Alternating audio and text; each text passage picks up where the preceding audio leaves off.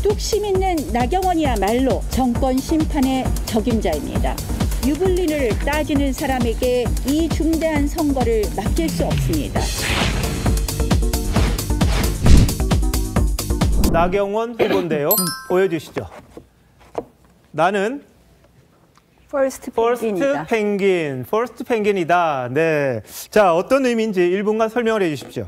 펭귄이 물고기를 잡을 때 이렇게 무리가 있으면 제일 먼저 용감한 펭귄이 뛰어들어서 결국 어렵고 힘들 때 용기를 내서 처음 도전하고 그래서 다음 펭귄들의 집단 행동을 이끌어낸다고 하죠. 퍼스트 펭귄, 퍼스트 무버. 저의 삶이 도전의 연속이었습니다. 한마디로 사법시험을 볼 때나 또 대학을 입학할 때나 또 법원의 판사가 될 때나 그리고 국회에 들어와서 최초의 외교통일위원장이 되거나 여성 최초의 외교통일위원장이 되거나 또 보수정당 최초의 여성 원내대표가 되는 과정 모두 퍼스트 펭귄이었습니다. 지금 서울에 필요한 리더십은 이러한 퍼스트 펭귄 같은 리더십입니다. 한편으로는 서울의 미래를 준비해야 됩니다. 시대의 전환의 시대입니다. 퍼스트 펭귄의 정신으로 서울의 미래를 확실하게 준비하겠습니다. 한편으로는 문재인 정권을 견제하고 심판해야 됩니다. 이 도전 정신, 담대한 도전 정신 없이는 이 암흑한 문재인 정권을 견제하기 어렵습니다. 예. 오늘 아침 여론조사를 보면은 국정 안정과 정권 심판의 여론조사가 거의 비슷하게 나옵니다. 사실 지금은 코로나 위기 시대이기 때문에 정부는 여러 가지 수단을 다 들고 있습니다. 실질적으로 재난지원금도 선거 앞두고 바로 20조를 푼다고 합니다. 이런 과정에서 우리가 단일화를 통해서 반문재인 정권 심판을 해달라는 이러한 정서를 묶어내지 않으면 저희는 승리가 굉장히 어렵겠다. 네. 그래서 반드시 단일화해야 된다고 생각합니다. 이번엔 나경원 후보께서 왜 대권에 출마해야 되는지 설명해 주시죠. 현직 검찰총장에 대해서 지금 바로 대권에 출마해라 이렇게 말씀드리는 것은 조금 조심스러운 부분이 있습니다만 실질적으로 문재인 정권의 탄압에 가장 맞섰습니다. 또 어떻게 보면 문재인 정권의 지금 권력 장악, 그 핵심 중에 하나는 검찰 장악인데요. 이 부분에 대해서도 맞섰습니다. 한마디로 문재인 정권에 저항한 대표적 인물로서 대권에 도전할 어떤 자격이 충분히 된다 이렇게 봅니다. 또 한편으로는 지금 야권의 주자가 충분치 않다 이런 걱정들을 많이 하십니다. 저는 지금 저희 당에 이미 대권 주자로서 열심히 뛰시는 분들도 있지만 더 많은 분들을 저희가 내놓고 국민들의 선택을 받는다면 내년 정권 교체에도 큰 도움이 될 거라 이렇게 생각을 합니다. 그래서 윤석열 검찰총장 이번에 대권 도전하시라 이렇게 권유하고 싶습니다. 네, 참 모두들 백신 접종이 참 필요합니다. 자영업자분들에 대해서 접종 우선순위를 드리겠다는 조은희 후보의 마음도 이해하지 못하는 바는 아닌데요. 제가 얼마 전에 어린이집을 한번 방문했었는데요. 이런 말씀을 하시더군요. 아이들이 한참 배워야 될 때 마스크를 선생님들이 쓰고 계시니까 이 언어 발달이 늦다 이런 말씀을 하십니다. 최근에 사실은 맞벌이 부부들이 굉장히 힘들어하고요. 학교에 보내기도 아이들을 어린이집에 보내기도 힘들어합니다. 저는 백신 접종 우선순위에 사실은 작년 수능에서도 또 많은 혼란이 있지 않았습니까? 그래서 고3 학생 그리고 어린이집, 유치원, 학교의 교육 종사자들 그리고 노인복지관, 장애인복지관의 복지 종사자들께 먼저 접종을 한다면 그들 기관을 훨씬 더 이용하기 좋지 않을까. 그래서 아이들 학교에 마음껏 보내고 유치원에 보내고 어린이집에 보내고 또 이런 복지관에 갈 수 있지 않을까 이런 생각을 해보고 저는 좀 그런 공약을 냈습니다. 오세훈 후보한테 질문하겠습니다. 지금 대한민국의 가장 큰 문제는 포퓰리즘이라고 생각을 합니다. 사실 이제 문재인 정권의 나라빚이 천조가 되고 있습니다. 사실 문재인 정권의 포퓰리즘은 이미 만연해 있었는데 코로나19로 그 문재인 정권의 포퓰리즘이 지금 가려지고 있는 것 아닌가. 그런데 드디어 이제 여당 내에서 증세라는 이야기도 나왔습니다. 저는 문재인 정권의 포퓰리즘 이야기를 하면서 사실은 이 문재인 정권, 민주당의 이재명 지사 그 상품, 정치 상품 자체가 또 포퓰리즘 아닌가 이런 생각을 합니다.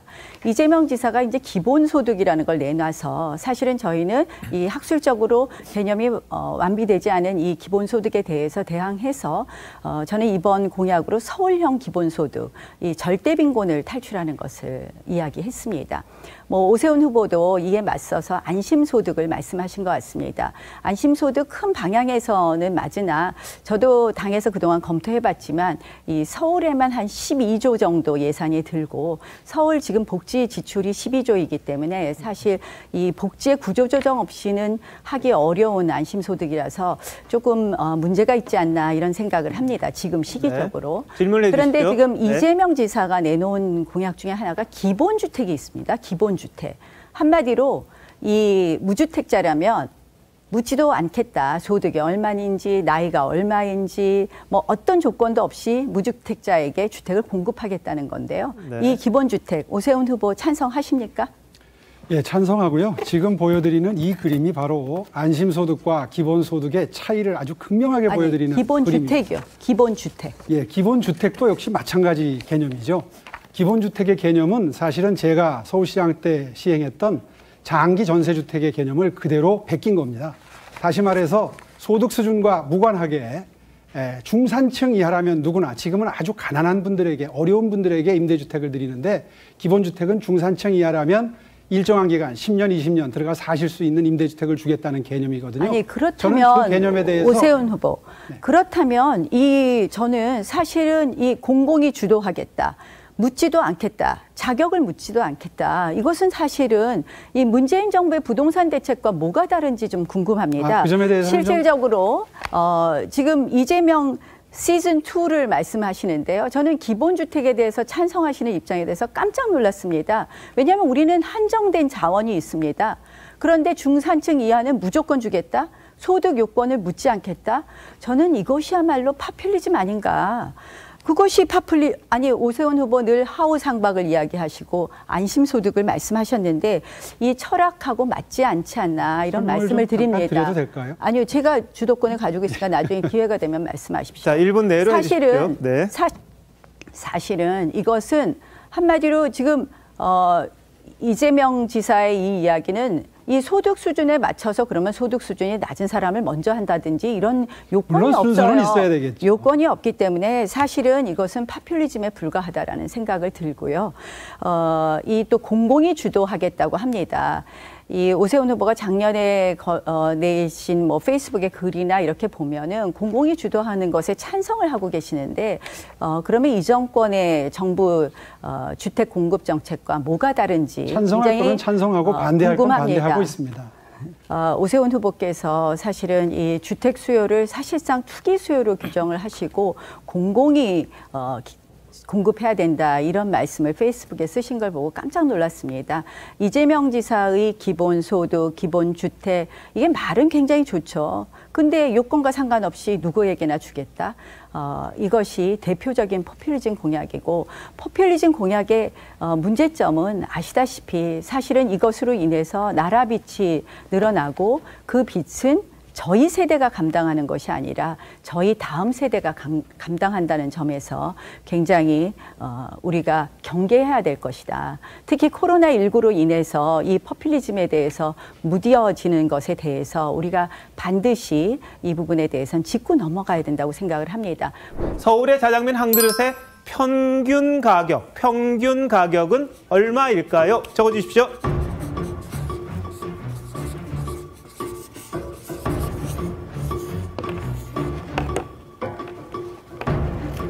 네, 자 펜이 안 나오시는 것 같은데 좀 전달해 주시죠. 네, 자 오신환 후보님 얼마 적으셨습니까? 3,000원 정도. 3,000원이요. 예, 알겠습니다. 3,000원, 5,000원, 5,300원, 4,000원. 야, 이 정답 5,346원입니다. 5,346원. 나경 후보님이 가장 근접하게 하셨는데 저는 일찍이 이 단일화에 대해서 이 단일화 룰은 안철수 후보가 정해도 좋다 이렇게 말씀을 드릴 정도로 단일화에 대한 강한 의지를 말씀드렸습니다. 아무래도 이번 이제 단일화 과정은 이 뭐 후보 마음대로 할 수 있는 것이 아니라 당과 조율해야 되고 당이 주도적으로 하게 될 거라고 그렇습니다. 생각을 합니다. 그런 그래서 점에서 제가 뭐 특별히 어떤 룰에 대해서 왈가왈부하지는 네, 않겠다라는 고맙습니다. 말씀을 드립니다. 글쎄요, 뭐 총선 굉장히 특이한 총선이었죠. 총선 패배의 원인이 단 한 가지로 귀결되지는 않는다고 생각하시고요. 많은 분들이 중도층 확보에 어려운 것 아니야 이런 말씀하시는데요. 저는 제어에서 한번 최근 여론조사를 한번 봤어요. 그랬더니 중도층에서도 제가 압도적으로 1등이더라고요. 그래서 사실 그냥 불필요한 선입견 이런 거라고 생각을 하고요. 많은 도시 비전 이야기들 하십니다. 지난번에 어느 마스 토론에서는 1년짜리 시장이 뭐 그렇게 많이 하냐고 하시던 오세훈 후보도 오늘은 도시 비전을 말씀해 주셔서 정말 감사하고요. 그 도시 비전에 대해서는 큰 차이들이 없다고 생각을 합니다. 그러나 지금 1년 3개월 시장이 해야 될 중요한 일 중에 하나는 정말 위기의 시정을 어떻게 극복하느냐의 문제인데요. 제가 오늘은 교육 문제를 조금 말씀드리겠습니다. 저는 교육은 사실은 지금 교육감과 우리가 러닝메이트도 아니고 사실 철학이 매우 다릅니다. 그래서 조희연 교육감한테 아이들을 맡기기는 어렵다. 이런 학부모들의 마음도 보듬어 줘야 된다고 생각을 합니다. 그래서 25개국가 모두 명문학교가 될 수 있도록 하겠다. 또 글로벌 커뮤니티 센터를 설치하겠다. 그리고 그 밖에 우리 TBS를 TTBS로 바꾸겠다. 그래서 트래픽뿐만 아니라 교육에 대한 온라인 교육 강의를 하게 하겠다. 이런 공약을 내기도 했는데요. 사실 코로나 시대가 되면서 정말 교육 격차가 온라인 교육 수업에서도 큰 차이로 나고 있습니다. 그래서 사실 고소득층의 경우에는 아이들이 과외도 받지만 사실 학원도 어렵고 그래서 맞벌이 부부들 경우에 굉장히 괴로워하고 장애인 부모는 심지어 20%가 그만두신 분들이 있다. 일을 그만두신 분들이 있다고 합니다. 제가 질문할 거는 이 코로나 시대 또 포스트 코로나 시대에도 온라인 수업을 어떻게 해야 될 것이냐에 대한 고민들이 많을 것 같습니다. 저는 이제 온라인 강의를 교통방송을 이용해서 TBS가 트래픽뿐만 아니라 티칭이 되는 그런 것도 제공하겠다라는 말씀도 드렸고 스마트 스튜디오를 좀 만들어서 어떤 교사나 좀 좋은 온라인 강의를 만들도록 하겠습니다. 제가 오늘은 사실 이제 마무리 주도권 발언이니까 서울시장이 해야 될 역할에 대해서 좀 말씀드리겠습니다. 이번 서울시장은 단순히 시장을 잘하는 거 이건 기본입니다. 그것만 할 것이 아니라 문재인 정권을 심판하는 그런 시장의 역할을 해야 됩니다. 특히 박원순 시정, 2011년에 박원순 시장의 등장은 한마디로 이 서울이 민주당 세력을 넘은 운동권 세력의 병참기지화가 되었다는 것이 문제입니다. 개방직 공무원을 대거 뽑고 각종 위원회를 신설하고 또 한마디로 몇몇 위탁 사업은 특정 세력의 전유물이 되었습니다. 사실 이 박원순 시정을 바로잡고 문재인 정권을 심판하는 일, 이게 만만한 일이 아닙니다. 거센 저항이 있을 것입니다. 이것을 뚫고 나갈 수 있는 것, 저는 정말 결단력 있는 리더십이 필요하다고 생각을 합니다. 다윗과 골리앗 싸움이 될 수 있습니다. 이 담대한 용기가 필요한 일, 우리 후보들 이 부분에 대해서 정말 고민해야 될 것이라고 생각합니다. 존경하는 서울 시민 여러분, 19년 제 정치 여정을 돌아봅니다. 상처도 있고 영광도 있었습니다. 제가 항상 옳았다고 말씀드리지 않습니다. 그러나 부끄럽지 않은 길을 걸어왔습니다. 2019년 야당 원내대표에게 저항은 숙명이었습니다. 그 결과 13건의 청부, 고발로 시작한 저에 대한 탄압. 저는 문재인 검찰, 추미애 검찰로부터 모두 불기소라는 항복장을 받았습니다. 단단해졌습니다. 이번 선거가 문재인 정권을 심판하고 견제해달라는 국민의 마음, 저 나경원이 꼭 실현하도록 하겠습니다. 일상 회복과 미래 준비라는 서울의 동시 과제도 제대로 실현하겠습니다. 시민의 삶 보듬겠습니다. 서울부터 정권 교체, 건강한 서울로 바꾸겠습니다. 독하게, 섬세하게 해내겠습니다.